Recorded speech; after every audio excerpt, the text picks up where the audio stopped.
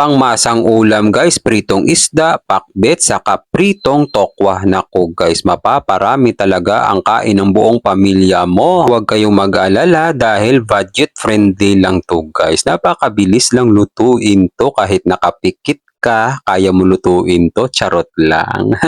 Isang blocking tokwa, hiwain lang natin ng ganyang kalalaki guys. Yung kalahati, itabi natin yan, iprito natin mamaya yan. Tapos yung kalahati, hiwain lang natin ng pack cubes. Saka muna natin isit aside. Tapos 2 pirasong tilapia, hiwaan lang natin to guys ha, ng baliktaran para kapag nilagyan natin ng pampalasa, manuot talaga. Asin lang yung nilagay kong pampalasa dyan guys, kasama na yung tokwa. Saka natin baliktarin, lagyan lang natin ulit ng asin. Tapos sa mainit na kawali guys, maglagay lang tayo ng used oil. Iprito na natin yung tilapia. Ang masarap na pagkaprito dito guys, yung malutong, mapapakanin ka talaga ng malala. Tapos isusunod na natin yung masarap na tokwa. Yung ganyang pagkaprito guys, so malutong. Tapos magpalit lang tayo ng kawali, maglagay tayo ng kaunting mantika, tapos sibuyas, bawang, gisahin natin ng maigi, papalabasin natin yung masarap na aroma. Tapos maglagay tayo bagoong isda, gisahin natin ng maigi ito guys. Papalabasin din natin yung mabango na aroma ng bagoong, tapos ilagay na natin yung tokwa, gisahin natin ng maigi para manuot talaga yung lasa. Saka natin ilagay yung kalabasa sa kasitaw, gisahin natin ng maigi, tapos maglagay lang tayo ng tubig, 1 tasa. Pangpalasa, bitchin, saka natin pakukuluan sa loob ng 3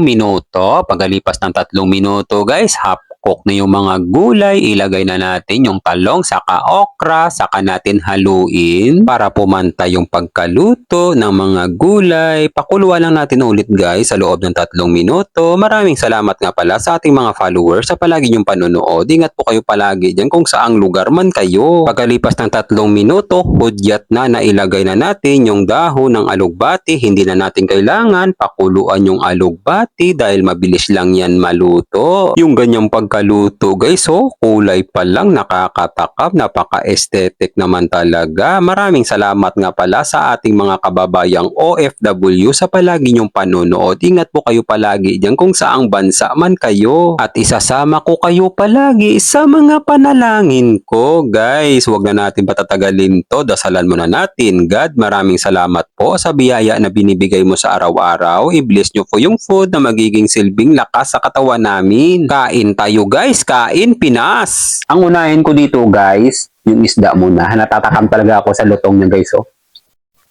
Tingnan nyo naman yung pagkaluto guys. Kaya ito yung unahin natin. Yan. Para sa inyo lahat guys, kanin.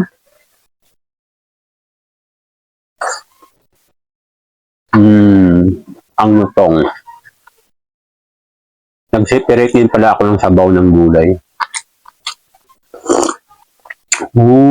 Sarap. Combination ng alamang saka tokwa. Kampiyon.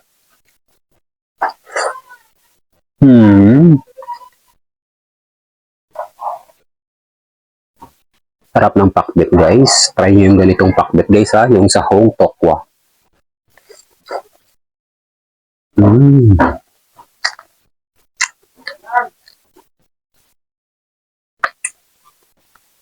Itong tokwa.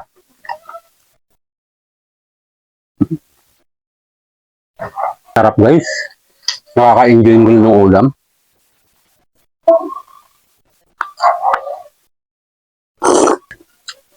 Guys, bibigyan ko na kayo ng pangmalakasan guys ha. Perfect bite. Medyo mahaba na yung video guys.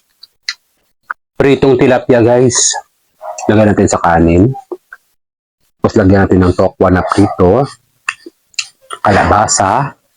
Talong. Dakutin natin ng mga kamay. Salpak sa bunganga. Higop ng sabaw. Perfect! Kampiyon!